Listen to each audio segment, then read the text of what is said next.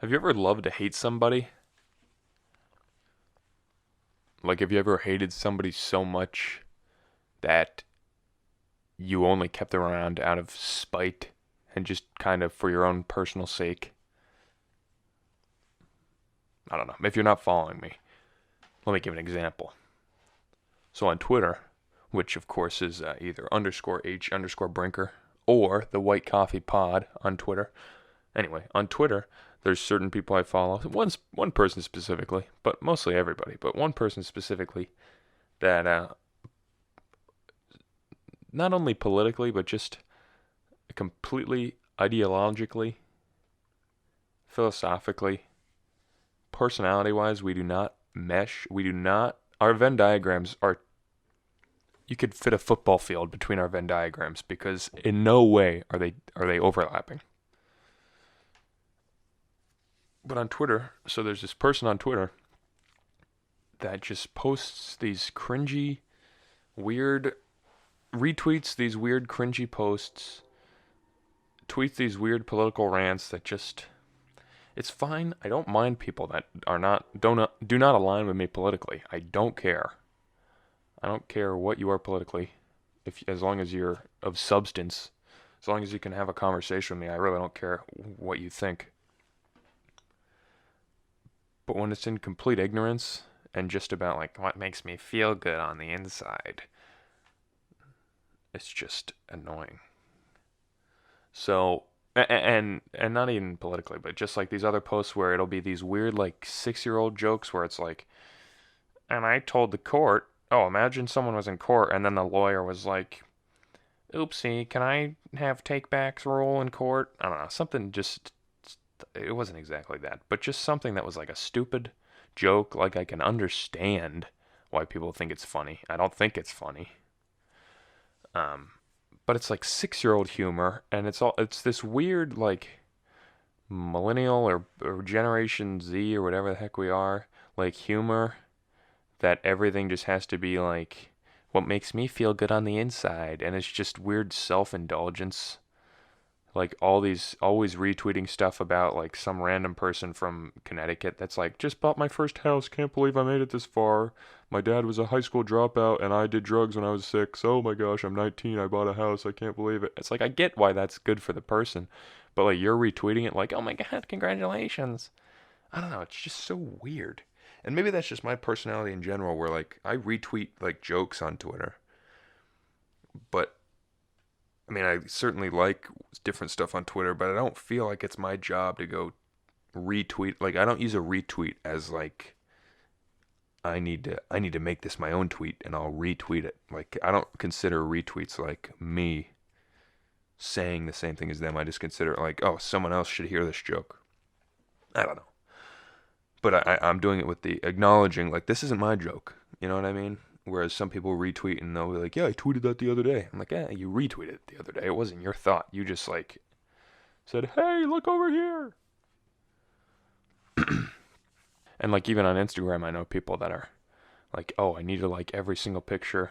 Or you can go through and just like I follow like my old high school account, and I have like people I know that I graduated with that are like liking the pictures that the high school post. And it's not like, hey, congratulations to our alumni. It's like, hey, freshman Cole Rogers just did 30 push-ups in gym class, and then like this person I know like will like it. And I'm just thinking like, what do you like about that? I take Instagram likes like literally, like, oh, I like this, or like, hey, I want to see this later. Like this is something that any time of day I could see myself liking. I take them. I'm very particular with what I like, whereas other people I know, not just one person, like plenty of people, most people I realize do this, where they'll just like a picture, like, oh, it's Sammy's picture. I'm friends with Sammy, so I should like it. It's like me and my best friend, like Jacob Cedarberg. He doesn't like any of my pictures, which is all right, because it's like he's still. I mean, we're best friends regardless. We didn't become best friends because of Instagram, and I'm not sitting there like I acknowledge it. I think about it, but I'm not like, why didn't he like my picture? You know what I mean? Like, who cares? I only post pictures for the people I don't know. You know what I mean? Like, how often are you posting pictures on Instagram to impress friends you already have? You know, you're not. Or I don't. I'm kind of half making this up, but I'm also like just coming up with it. Where it's like I only post pictures on Instagram to show the people that I'm not really friends with yet that follow me, like, hey, this is my kind of style. Like, we should be friends, maybe. Um, which brings me to another point. I'm on Instagram.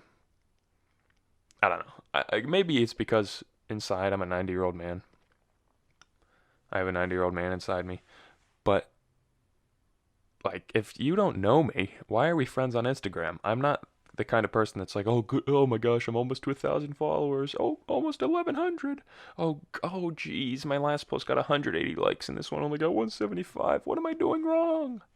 Like, my like ratio goes so back and forth. Like, one day it's 80 likes, the next day it's 160, and the day after that it's 75, and the day after that it's 130, and it's just like, not the day after that, the post after that, sorry.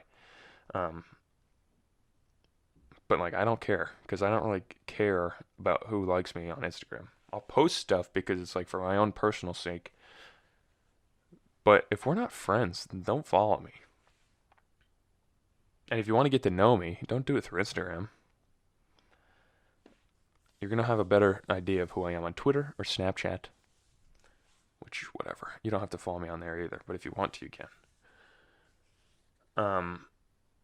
Another thing that makes no sense to me is like I made my Instagram in 6th grade, so I immediately started posting, like looking back with hindsight, posting these cringy pictures of just like me in the mirror with aviator sunglasses on and just like these weird pictures um, that most people would look back on and be embarrassed of and delete them. And don't get me wrong, I'm certainly embarrassed of them, but I'm not deleting them because it's funny. Like, it's funny to have, like, think about who you were in 6th grade compared to who you are now. Well, or who you were 8 years ago, or however the heck long that was. I guess 8 years for me. You're a completely different person. Like, that kid in 6th grade, someone should call the police because he's basically dead. I mean, he's not coming back. It's me, but I'm completely, like, how often am I playing Minecraft, watching Tobuscus, eating hot dogs, breakfast, lunch, and dinner? I mean, that is not, like, that person that was alive in 6th grade is no longer around, you know? So I don't treat it like, oh my gosh, looking back, I was so embarrassing. It's like, yeah, but that's not who you are now, though. That's a different person, and it's funny to have this documentation of this kid from 8 years ago who technically is you, but for the sake of who you are now is nothing like you. And I guess that could be an argument like, oh, it's nothing like me, so why do I keep it on Instagram? But it's also just like, because it's funny. That's why. Do I have to really say anything more than that? Can it just be funny? Quit. Let's just have funny things. I don't want to have to go into why they're funny.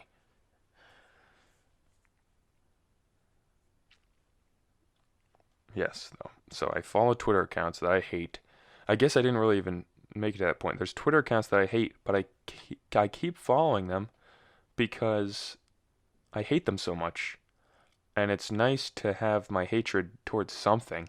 Like, if I didn't follow this Twitter account, I can't tell you how many times I'd probably punch holes in walls and go pick up random dogs and throw them 13 feet.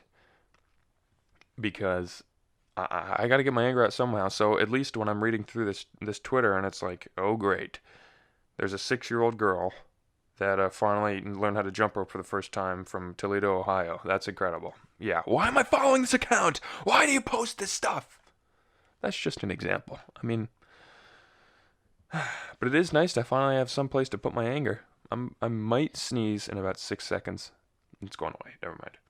Additionally, with working with people, so that was whatever, a 10-minute rant, rabbit hole about Twitter accounts and social media like that. The critiques about it. But I also work with these people, these idiots that I've talked to you about before. The guy that took a dump in the bathroom when I was washing my hands for 30 seconds. You know, that's in episode 2, I think. I can't remember. You should be up to every episode on White Coffee. If you're not and you don't know exactly every story I'm ever referencing from old episodes, come on. Go back and rewatch those. Please. Please. Please rewatch them. Anyway, so there's these weirdos at work. I work at FedEx, very blue collar. I don't have a problem with blue collar people. I think as a society we need to respect them more and just realizing like, oh, there's a guy that actually takes the package out of the truck and puts it on the belt and sends it to Wisconsin. And I'm not saying revere me, but just the whole institution in general of blue collar workers, they need a little more respect. Regardless, they're idiots. And I work with all of them. But no matter how annoyed I get at the end of the day with working with these guys, the next day I still go on and work with them again. Because at least, like, if you get yourself in a... Here's my advice for people that are like, I don't like work with her, she's an idiot. It's like, work with her all the time. Let yourself go into it knowing she's stupid, or he's stupid. I'm trying not to be sexist, so I'm adding she, but I guess that's more sexist because it makes it sound like I think all women are idiots and they don't belong in the workplace, which is not what I'm saying. Well, I guess you could say that's what I'm saying. I'm just joking. That's not what I'm saying. But sorry, I'm stretching. I just woke up, guys. It's 8 o'clock in the morning.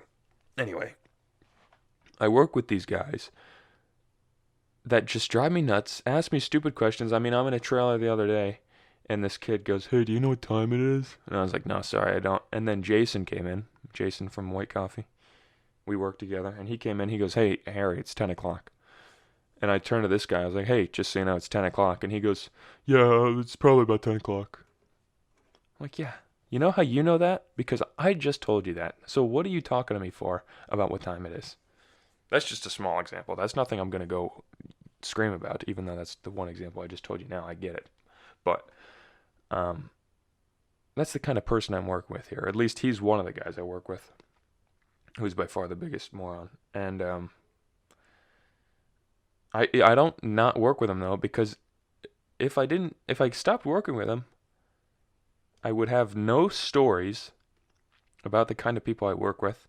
And also, it is just funny to have it's funny to hear these weird things he says, and then it just also gives me a person to not like. And I get how terrible that sounds, but it also is healthy because it allows me to personify my feelings towards FedEx and the problems I have with FedEx in just one person. And it's like, I'm sorry that I had to put all this on you, buddy. But we're not friends and we're not going to hang out outside of work, so I don't really care if I compromise your character with how I feel about FedEx. I'm sorry, but you had to be sacrificed for the sake of my well-being, and that's terribly selfish, and I agree with you. But do you guys have anyone you work with that you just don't like? I have plenty of stories from Giant of this girl I worked with that was just a complete psychopath that I wasn't prepared to bring this up, so give me a second here while I find my notes. I'm finding my notes. All right. I haven't read these stories previously in the last 3 hours, but I know I have lists on my phone of just this girl I worked with. This is a long one, so hopefully it's good. I'm not proofreading this. Guy comes to the case. This is me when I worked at Giant at the seafood department. Guy comes up to the case. Can I get a fresh shrimp steamed with Old Bay? And then this girl says, fresh? And in parentheses I said, this girl doesn't think the shrimp are fresh because they come frozen and we thaw them.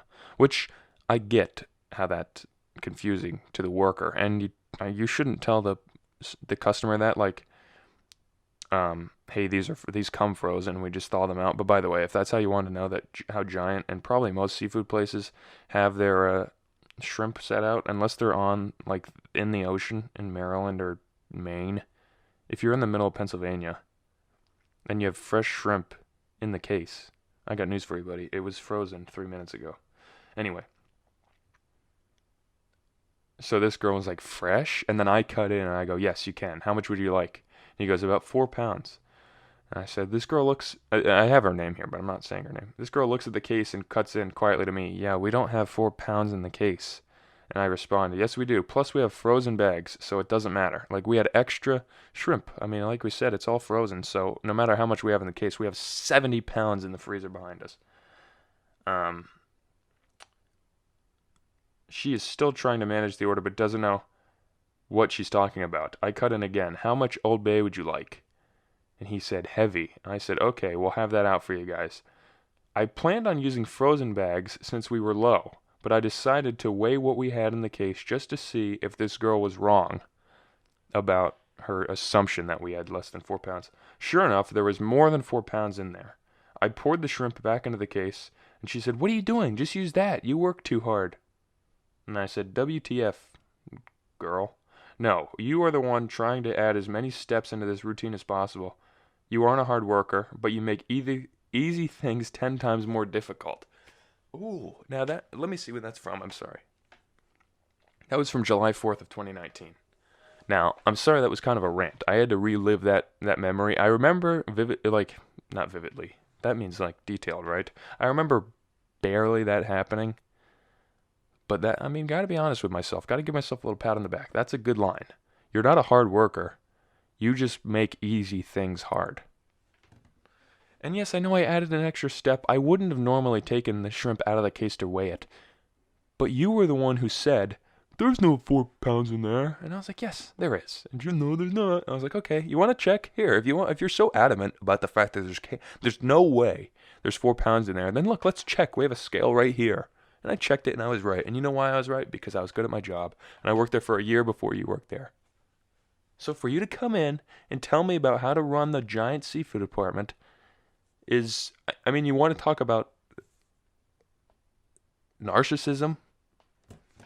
To tell me, I know I'm coming off like I ran that place, but come on. This person was there for 3 weeks and felt the same thing. At least mine was justified. I worked there for over a year. I'm not going to sit here and get angry about Giant. I haven't worked there in over a year and a half. But more so, that's just, like I said earlier, that's the kind of person that just personifies things wrong with work. And it was nice to finally have someone to completely get all my frustrations out on, no matter if it was from her or if it was from 15 other people and I could just take it out on her. You know what I mean? But just complete idiocracy, which is a great movie. It's 17 minutes in the podcast, so I'd like to. I missed my mark here. I'd like to talk about the word of the day. The word of the day is, for those listening, is garish. Obtrusively bright and showy. Lurid. Did I use this word already? I feel like I did. I feel like I already used the word garish. Sorry, I just have a big list of words on my phone that are called good words. But you know what? We're gonna get another one for you. Vapid. Let's look it up. Vapid, offering nothing that is stimulating or challenging. Now, if that ain't a perfect word, then I don't know what is. That's probably maybe my favorite word of all time now that I look it up. That's my biggest problem with people and songs and movies and tweets. It's offering no substance. When you can argue, Harrison, I listen to White Coffee on Tuesdays and Thursdays, and it may be the most boring podcast I ever heard. And I 100% agree with you. This is me being selfish and forcing people to listen. Well, I'm not forcing you, but I'm going to complain about how things are annoying when they're not stimulating, and then I'm going to give you a half-hour podcast of me just talking about how my day was. But whatever. Also, let's talk about the song of the day. If you want to talk about stimulating, listen to Daniel Johnston. I might need to look this up before I say something rude. But this is, I guess, considered outsider art, where it's, like prisoners that know how to paint. This guy certainly had a mental disability. I can't tell what it was. Asperger's? Bipolar disorder?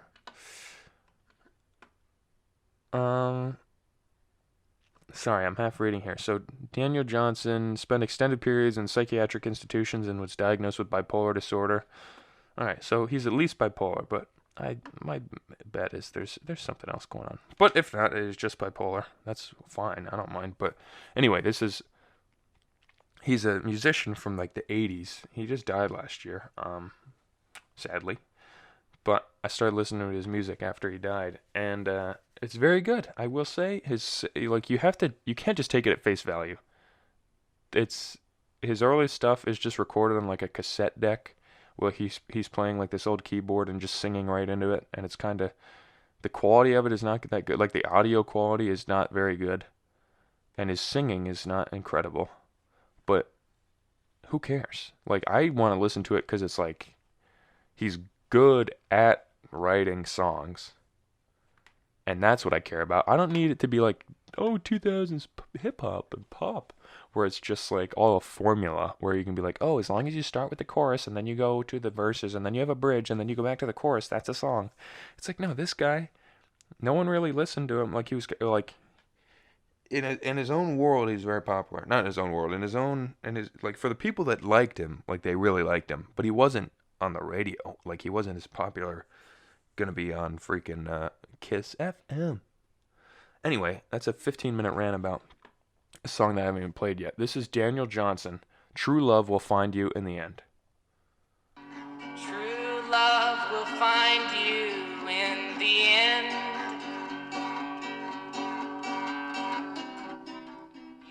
And maybe I can have it play slowly in the background while I just talk about, like, you can kind of hear in his voice, like he just, I'm not going to say he's got perfect pitch, but he certainly knows how to sing a song. He makes these sad songs, and they're very well made, very, I don't know. I just like it a lot. I'm not the kind of person that needs to be like, oh, it doesn't sound exactly like someone's. The audio engineering could use a little work, so I'm not going to listen to it. It's like, yeah, who cares? Just disregard like how it's not perfect, and then actually listen to the words and listen to the quality, and listen to something that takes you out of your comfort zone for a second. You know what I mean?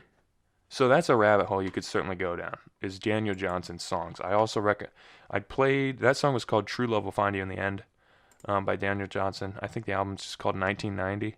But I also recommend Some Things Last a Long Time. That's an incredibly sad song. Speeding Motorcycle is very happy.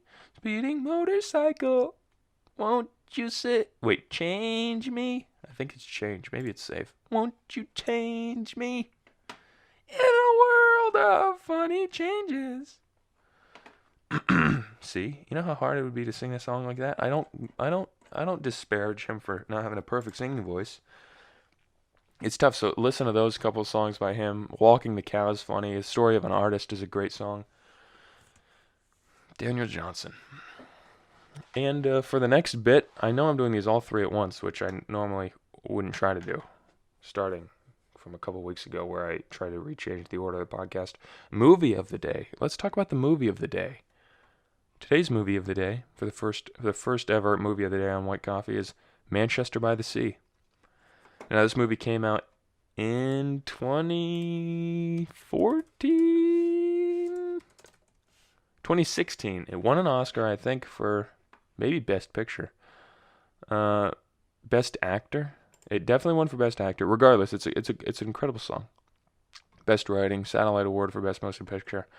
Manchester by the Sea, 2016. After the death of his older brother Joe, Lee Chandler, Casey Affleck, is shocked that Joe has made him the sole guardian of his teenage nephew Patrick. Taking leave of his job as a janitor in Boston, Lee reluctantly returns to Manchester by the Sea, the fishing village where his working-class family has lived for generations. Then he is forced to deal with a past that separated him from his wife Randy and the community where he was born and raised. Now, if you haven't watched this movie, it's on Amazon Prime. It's on whatever, DVD. It was like the first Amazon movie or something. I don't know. Who cares about that? It's a great movie. It's incredible. I hadn't watched it up until like maybe 3 months ago.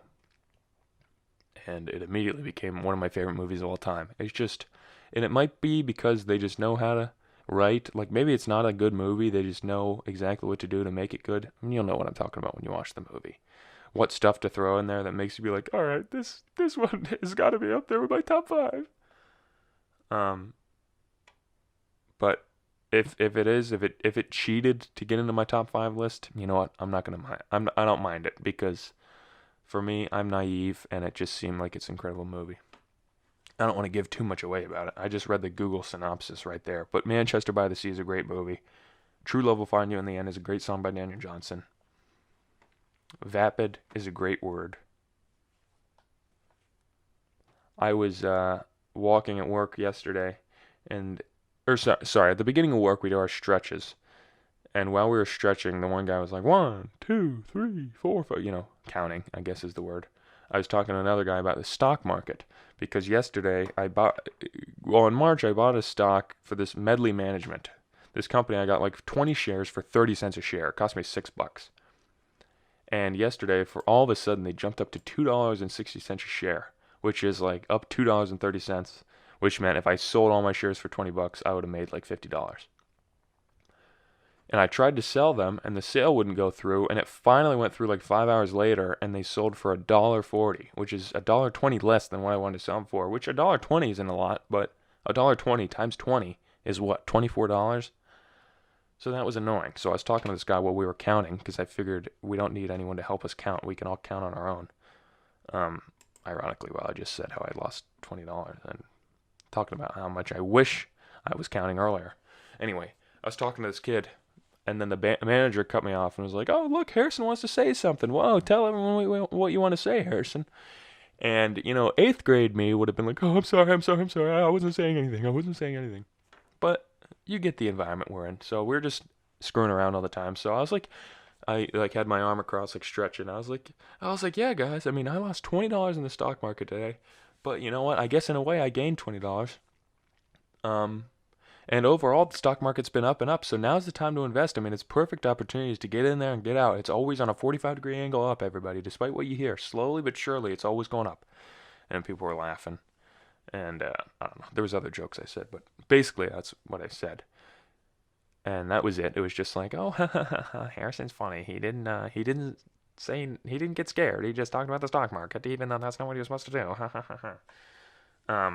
Whatever. But that was basically it. And then like 3 hours later, I was walking, and this girl came up to me, and she's like, "So, are you a nerd?" And I was like, "What?" She's like, "Are you a nerd? Like, do you get good grades in school and stuff?" And I was like, well, last semester, yeah, but not this semester. And then she's like, "Oh, well, but like you invest in the stock market, like, are you a nerd?" And I was like, "I guess." She's like, "Do you like look at it every day and like know how to read it?" And I was like, "I mean, I did over the summer. I mean, not now. I go to school. I don't really look at it very much." But it was just like, I mean, I'm not mad about it. I think it's funny because it was like, and I'm not saying that in the way it's like, actually, I mean, it's kind of funny in a way. I don't mind that they're making fun of me, but it was just like, I don't know. It was just weird because she didn't come at it like an interrogative. She was kind of like, "You are a nerd." Like, "Oh, so you're a nerd?" I was like, I mean, I get if that's your definition of a nerd. I mean, I guess I can't argue with that. But I wouldn't consider myself a nerd just because I'm like, no, I'm not a nerd. I just like money. I like to save money. I'm not very good at it, but I highly recommend anyone trying to invest to go into the stock market and buy 1 million shares in Amazon and then just wait. That's about as much financial advice as I'm authorized to give. That's about as much advice in general that I'm allowed to give in a half-hour span. Of course, if you made it this far, I should probably put my plugs at the beginning of the podcast because nobody really watches till 28 minutes. But if you made it this far, please share the podcast. I beg of you. Let's get up to 50. Let's get 50 views an episode. We're slowly getting there. We started at, whoops, almost just shattered a glass. We're slowly getting up to like 40 views an episode over whatever, like 5 days. I don't care if it's not in the first day, but let's get some views on these. Maybe YouTube can help us out again and try to freaking give us another 1,000. That was nice. If we could start making money off white coffee, even if it's 16 cents a week, I'll tell you right now, all the money is going right back in the podcast. I already have a job. I don't need grocery money. If I make any money off white coffee, it's specifically going right back into the white coffee fund, which means better quality videos. That's pretty much all it is. There's nothing else to do on this channel, but all we need is 1,000 subscribers, and we're very far away from that because we have not grown at all since we started the podcast back up. We've been stuck at 194, but the viewership, like the hours, we're at like 300 hours, and we need to be at 4,000. So even that's not even close. But slowly but surely, if we can get more people to watch these, just share it. Just share it with your mother. Share it with your father. Share it with your sister and your sister's brother.